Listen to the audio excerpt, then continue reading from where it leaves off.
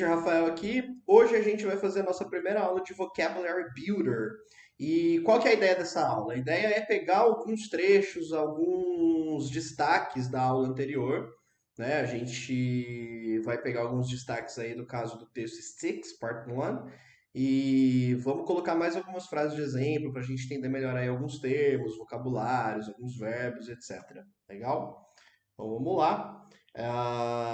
Essa daqui é a nossa aulinha de Vocabulary Builder. E o primeiro trechinho que eu separei aqui, we flocked out behind that. We flocked out behind that, né? Lembrando aí que o verbo que a gente estudou aqui era o verbo flock.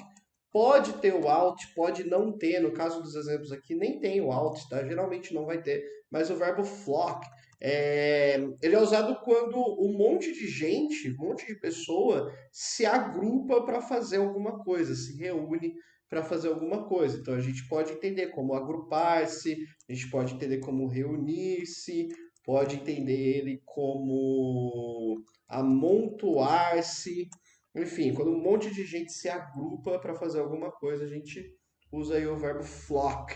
Ele vem de floco, sabe? De flocar, de se juntar, assim, de se unir. Então, nosso primeiro exemplo é o seguinte, ó. Hundreds of people flock to the football match. Hundreds of people. Hundreds, lembra que vem da palavrinha hundred, que quer dizer 100, né? A gente usa o hundred para falar dos numerais. Então, quando a gente fala aí, ó, 100, esse daqui, tanto hundred quanto 100, né? Ou até mesmo a hundred. Deixa eu colocar aqui, ó. A hundred quer dizer 100. Para fazer 200, a gente bota o número 2 aqui, ó. 200 vai querer dizer 200. Aí para fazer o 300 é a mesma coisa, ó. 300. Esse aqui é o 300. Quando a gente coloca no plural, hundreds, aí são centenas, aí já não é mais um número específico, são centenas. Então, hundreds of people, centenas de pessoas. Lembrando que a palavrinha people é o plural de person. Então a gente não costuma falar persons em inglês, tá? Até existe persons no contexto mais técnico, assim, quando a gente quer falar, por exemplo, da capacidade do elevador e tal, a gente usa persons. Mas, em regra geral, plural de person é people, tá? Também não coloca S people, ok? People. Então, hundreds of people, centenas de pessoas, flocked, aí a gente usando o verbo aí, ó, se agruparam, agruparam-se, né? Se agruparam to the football match. A palavrinha match quer dizer partida, quer dizer jogo. Então vai ter um jogo lá do Corinthians e Palmeiras. É um match, né? Match quer dizer jogo, tá? É diferente de game. Game é mais um jogo que você joga, assim, tipo um jogo de videogame, um jogo de tabuleiro. O futebol, né? O futebol, o esporte é um game, é um jogo. Mas o match é a partida, é a disputa entre dois times ou entre várias pessoas aí. Tá? Então, hundreds of people flock to the football match, quer dizer, centenas de pessoas, hundreds of people, centenas de pessoas, flocked, fala assim, ó, lembra de não pronunciar o E? Flocked to the football match. Repara aqui, ó, a pronúncia de flocked é assim, ó. Flocked, com um T no final. Flocked. Não fala esse E aqui, tá, gente? Para fazer a pronúncia. To the football match. Para partida de futebol, tá? A gente fala aí ao contrário, ó. Football match, partida de futebol. Hundreds of people flocked to the football match. Centenas de pessoas se agruparam para a partida de futebol. Crowds of people flocked to see the Picasso exhibition. Crowds of people, crowds quer dizer multidão, muitas pessoas, a lot of people. Então, crowds of people são multidões de pessoas, flocked to see, se reuniram para quê? Para ver the Picasso exhibition. Exhibition é uma exposição ou até mesmo aí vou colocar aqui, ó. Exhibition pode ser uma exposição ou pode ser uma exibição também, né? Como fica bem parecido ali. Exhibition, exibição, mas pode ser as duas coisas. Então, crowds of people. Vê que sempre tem muita gente envolvida, ó. Hundreds of people, crowds of people. Aqui não é muita gente, mas são todos os irmãos ali na história, né? We flocked out behind dad. A gente tá falando de todos os irmãos ali dele e tal. Então, dentro de uma casa, você tem ali 5 pessoas, 3, 4 já é flock já, entendeu? Então, crowds of people flocked to see the Picasso exhibition. Crowds of people, multidões de pessoas, flocked to see, se reuniram para ver the Picasso exhibition, a exibição, a exposição do Picasso. Tá? Como sempre, essas frasezinhas aqui, quando vocês terminarem o estudo, elas vão estar lá disponíveis para a gente revisar lá no Anki, tá? Então, a ideia aqui não é ouvir áudio, a ideia aqui é estudar a frase, a gente ter mais conteúdo aí para entender melhor como é que o idioma funciona, beleza? Próximo trechinho que a gente pegou aqui, as he dragged the Santa suit to the road. As he dragged the Santa suit to the road. A gente está usando aqui a palavra drag, que quer dizer arrastar algo pelo chão ou por uma superfície. Então, basicamente, drag quer dizer arrastar, tá? Quando você arrasta alguma coisa assim pelo chão, a gente usa drag.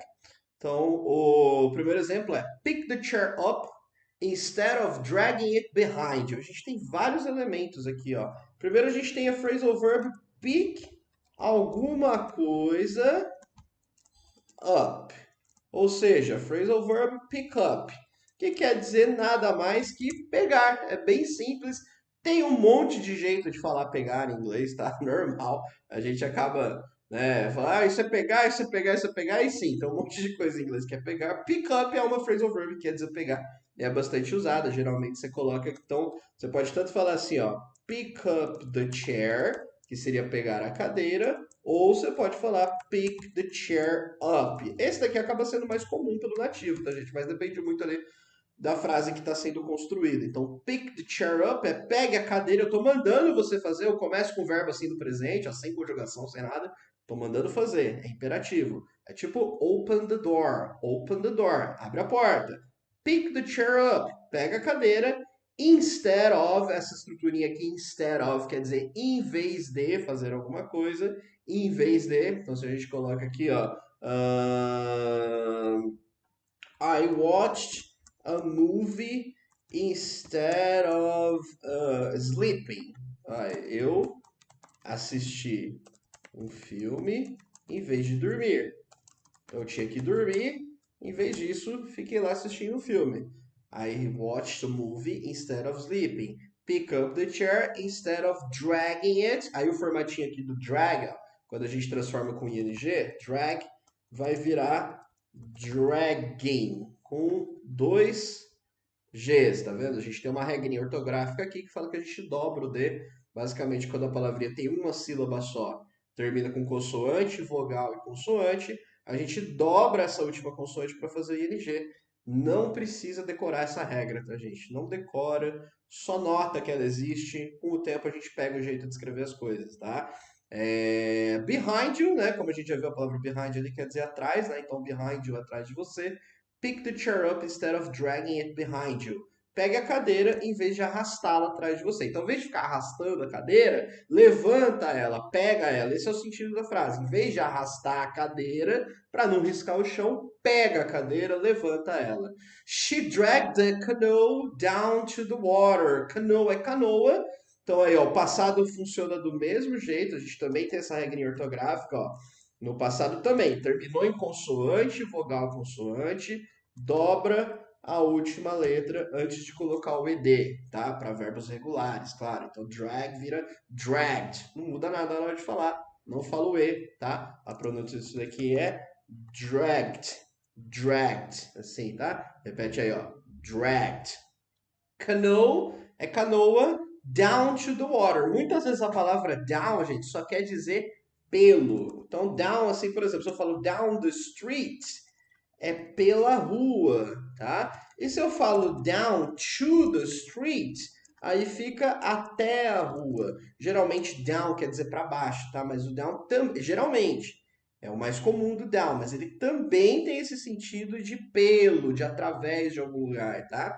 Então, she dragged the canoe down to the water. Ela arrastou a canoa até a água.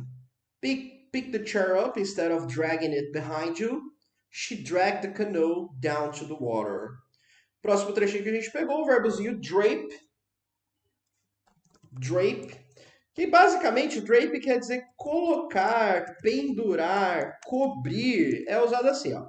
É usado quando colocamos um tecido ou um pano por cima de algo, tá? Sem um grande ajuste. Você só joga assim um tecido, um pano ou algo feito de tecido, algo feito de pano por cima, né? Então, basicamente em português a gente fala que a gente coloca, que a gente pendura. Em inglês tem um verbo específico para isso, que é o verbo drape. Então, lá no textinho era and draped it over a kind of crucifix. Estava falando lá do Santa suit, né? Do traje do Papai Noel. Então, ele colocava ali por cima do crucifixo, daquele poste ali, né? Para meio que vestir no crucifixo. Então, o verbo drape é isso. É um verbo diferentão, é um verbo bem esquisitinho. Então, vale a pena a gente dar uma estudada aqui com dois exemplos. Ó. Primeiro exemplo, he draped his jacket over the back of the chair and sat down to eat. Um monte de elemento legal aqui, ó. He draped his jacket.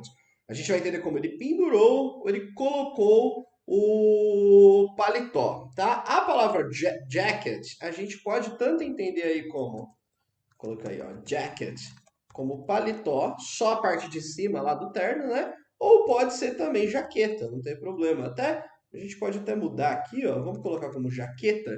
Deixar o exemplo como jaqueta, né? Porque aí a gente tem uma palavra que é um pouco mais similar, fica um pouco mais fácil de lembrar da frase, de entender o que ela está querendo dizer. Mas jacket também pode ser paletó, tá? O verbozinho drape, tá? É muito, não obrigatoriamente, mas é muito usado com over. Por quê? Porque over tem a ideia de por cima. Então, como você está fazendo isso mesmo, está colocando por cima, aí o over vai ser bastante usado para representar essa ideia, tá?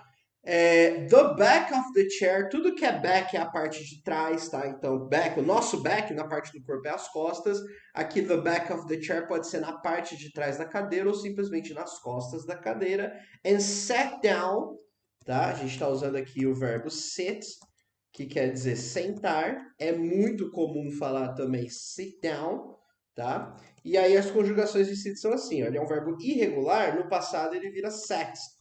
Então era sit, sat, sat. A gente está usando no passado aqui sat down to eat. To eat, para comer.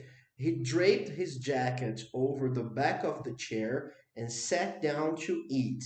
Ele pendurou a jaqueta.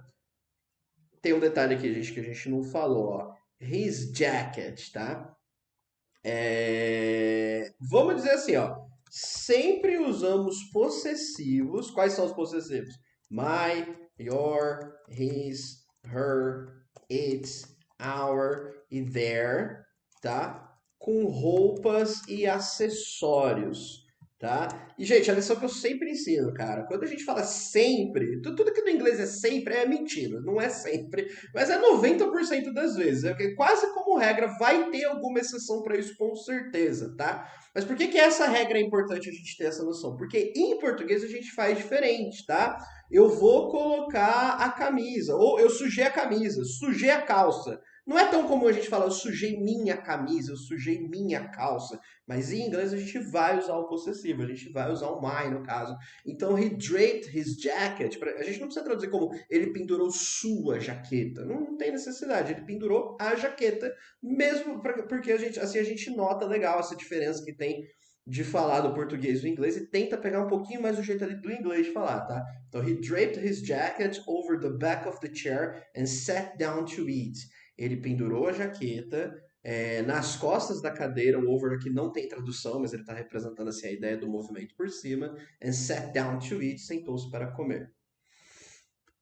The coffins were all draped with the national flag. Então aqui a gente tem um outro uso da palavra drape, que é o draped, que quer dizer coberto. Então se você coloca um pano, coloca um tecido sobre algo, agora aquele algo está coberto com pano, com tecido. Então você também pode falar da forma contrária. A palavrinha coffin é caixão, tá? Então, the coffins were all draped. Os caixões estavam todos cobertos with the national flag. Flag quer dizer bandeira. National flag faz o contrário, bandeira nacional, porque national está descrevendo o tipo de bandeira que é. Então, no inglês a gente inverte, né? A gente coloca o adjetivo aqui atrás, tá? Então, the coffins were all draped with the national flag. Os caixões foram todos cobertos com a bandeira nacional. Próximo trechinho que a gente pegou, he built out of metal pole in the yard. Então aqui eu destaquei não só o verbo build, tá? Que é o verbo construir, e aí ele é conjugado, né? Build, que é construir, built no passado, construiu, construíram, e built de novo no particípio, que é construído. Mas na verdade o destaque real aqui é o build out of. Build out of significa construir algo a partir de algum material. Tá? Então você build out of, coloca aqui algo, build out of alguma coisa. Quer dizer que você constrói a partir daquele material. Então, com aquele material, de aquele material, tá? Vamos lá. These old houses, these, esses, essas, que estão aqui perto de mim, é plural, esses ou essas old houses, casas antigas, are built out of stone. Essas casas antigas, essas casas velhas são construídas com pedra, construídas de pedra. Stone é pedra. Então, these old houses are built out of stone. A motorbike, tá? Você tem alguns jeitos, eu gosto bastante de moto, quem me conhece aí sabe, então você tem alguns jeitos de falar aí moto. Você fala motorbike, você fala motorcycle, e pra gente que anda mesmo, a gente usa só a palavra bike, tá? Mas aí bike quer dizer bicicleta também, então tem que ver o contexto ali, se quer dizer moto, se quer dizer bicicleta, no contexto a gente sabe, tá? E aí a gente tem a palavrinha aqui spare parts, tá? O que são spare parts? Sabe quando você tem. Quando você vai na loja de carro, você vai comprar alguma peça lá do seu carro que quebrou. Eles têm um monte de peça lá de reposição. Spare parts são peças sobressalentes ou peças de reposição. Então são peças que são vendidas aí ou estão ali sobrando e que substituem uma peça que já está sendo usada no equipamento. A gente usa muito isso em inglês, né? Spare parts. Spare parts são peças, tá, gente? Spare é aquilo que está sobrando, é aquilo ali que vai ser, tem um intuito ali de repor, de substituir. Então, a motorbike built out of spare parts é uma moto, uma motocicleta construída com peças de reposição. Então pensa alguém que estava lá na oficina, lá, pegou uma peça daqui, uma peça dali, uma peça dali, uma peça dali e montou uma moto nova, tá? Ele construiu com peças de reposição. It's built out of spare parts. Alright? A motorbike built out of spare parts. Próximo trechinho que a gente pegou, o verbo de destaque aqui vai ser o verbo dress, tá? Então, Super Bowl Week, the Paul was dressed in a jersey and Rod's helmet. Na semana do Super Bowl, o Poste era vestido com uma camisa esportiva, jersey, a gente viu, era camisa esportiva, camisa de time, camiseta, né? E o capacete do Rod, tá? Então aqui o verbo dress, significa colocar uma roupa em alguém, tá? Colocar uma roupa em alguém ou se vestir, basicamente é o verbo vestir-se. Primeiro exemplinho, my husband, meu marido, husband, marido, né? A gente tem aí o husband, que é marido, contrário aí de wife, que é esposa, né? Então, my husband dresses the boys. Aí a gente tem aquele negócio, ó. O verbo dress, no presente, quando a gente fala assim, ó, I, you, we e they dress. Mas na terceira pessoa, he, she, it, ou um nome, um possessivo, tipo minha mãe, meu pai, meu irmão, meu cachorro, minha namorada. A terceira pessoa do singular, a gente tem que colocar o S no verbo quando a gente está falando um fato, está falando uma rotina, está falando um hábito. Na frase aqui é: meu marido veste os meninos enquanto eu faço o café da manhã. Esse é o nosso hábito, tá? Essa é a nossa rotina. Então presta bastante atenção quando a gente fala isso, ó. Quando você está falando, a gente usa, o nome disso daqui é simple present. Então a gente fala simple present, a gente pensa que present tem a ver com o que eu estou fazendo agora. Não tem a ver com o que eu estou fazendo agora, tem a ver com o que eu faço, tem a ver com o meu hábito, tem a ver com a minha rotina, tem a ver com quem eu sou, tá? Então quando a gente fala aí do simple present, a gente faz basicamente isso, a gente coloca S no verbo para a terceira pessoa do singular. Só que tem uma regrinha ortográfica, sempre tem um jeitinho de escrever ali. No caso do verbo dress, a regra é, o verbo terminou com S, não bota só S, não ia ficar, né? Olha como você ia ficar estranho, ficar dress. Você tá só esticando S, você bota ES. Então, dresses. E pronuncia o E, tá? Fala, ó, he dresses.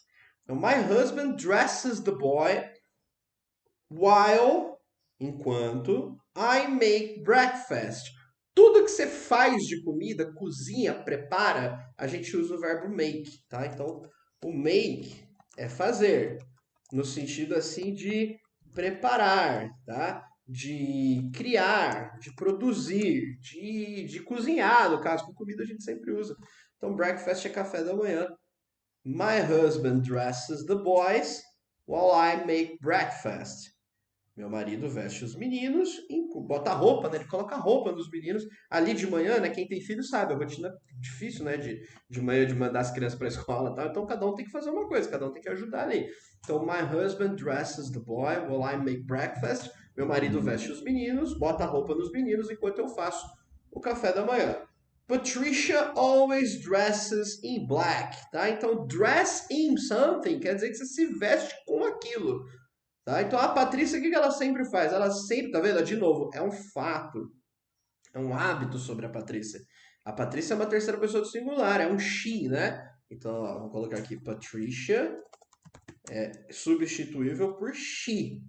Então, she dresses. Bota S nesse verbo aí. Patricia always dresses in black. Ela sempre se veste de preto. Em preto, né? Não precisa falar em preto. De preto é o suficiente. Então, Patricia, em inglês, né? Patrícia é Patricia. Né? Até coloquei um acento aqui que acho que não precisa, porque é o nome dela mesmo escrito desse jeito. Patricia always dresses in black. Ok? Próximo trechinho que a gente pegou aí, o verbo clear, and Rod had to clear it with Dad. E o Rod tinha que limpar, né, que tirar, que remover as coisas ali com o papai. Então, basicamente, o clear você vai ver muito traduzido como limpar, mas ele significa remover coisas para liberar espaço. É o principal sentido aí de clear que a gente quer estudar agora. Remover coisas para liberar espaço. Então não é pegar um paninho e limpar, pegar a vassoura, passar um pano. O clear é tirar as coisas, tá? Tirar as coisas. It took several hours, tá? Vamos colocar aqui, ó. O verbo take significa levar e pode ser usado também com a palavra, com ideias, conceitos aí de tempo. Então, take time é levar tempo. Pode ser entendido então como demorar, tá? It took, o passado do verbo take é took. A conjugação é assim, ó. Took, take e taken.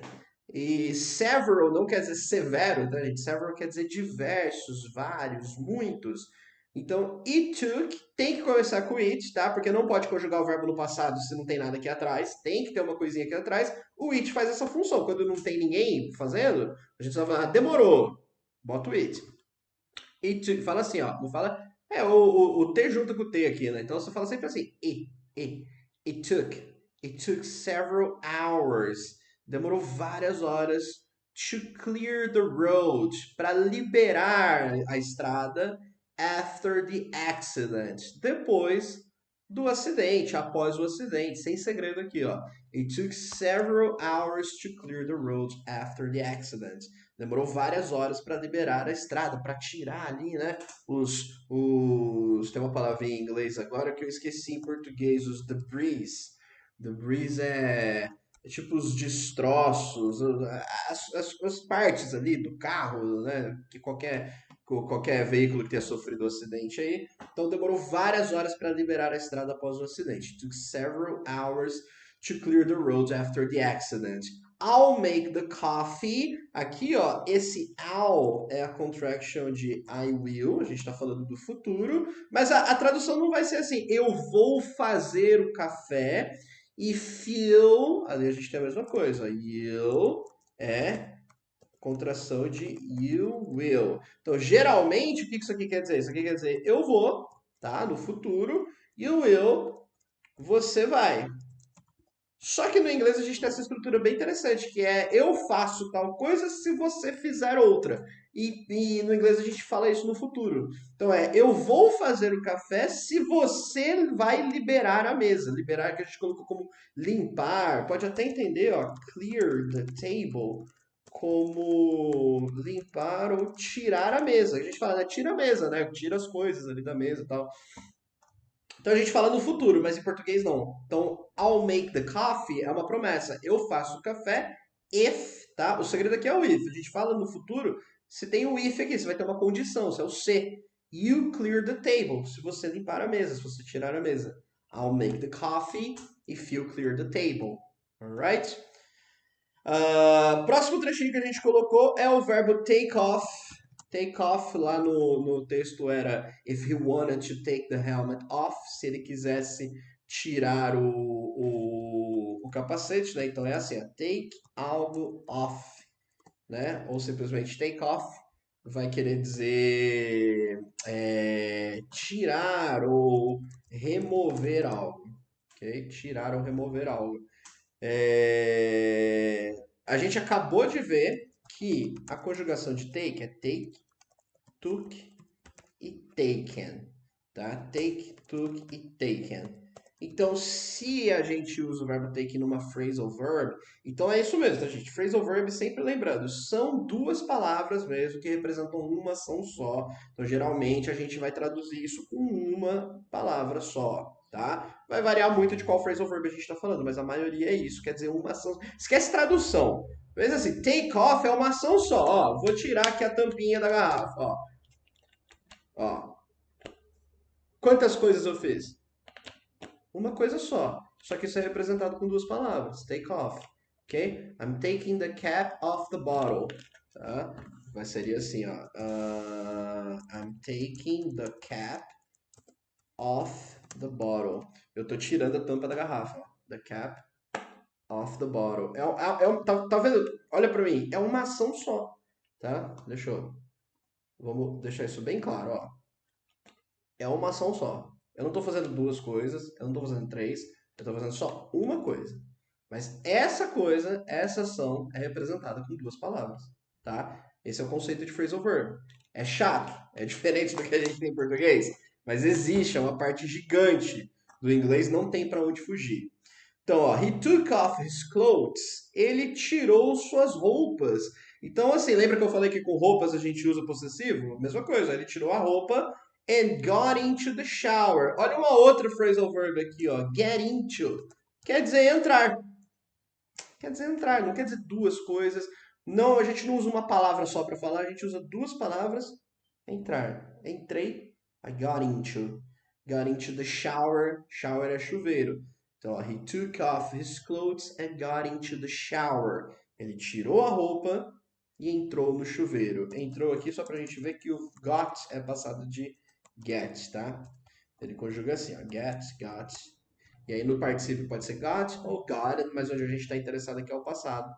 He took off his clothes and got into the shower. Ele tirou a roupa, suas roupas, e entrou no chuveiro. Oops! I forgot to take the price label off your present. Aí, mais um verbo pra gente, ó, o verbo forget, que é o verbo esquecer. E olha que interessante, ó, no inglês não tem muito padrão assim, tá? Mas esse é interessante, ele termina do mesmo jeito que o get e aí ele conjuga tudo igualzinho, ó. Forget, aí ó, get. Aí no passado forgot, olha lá, o got.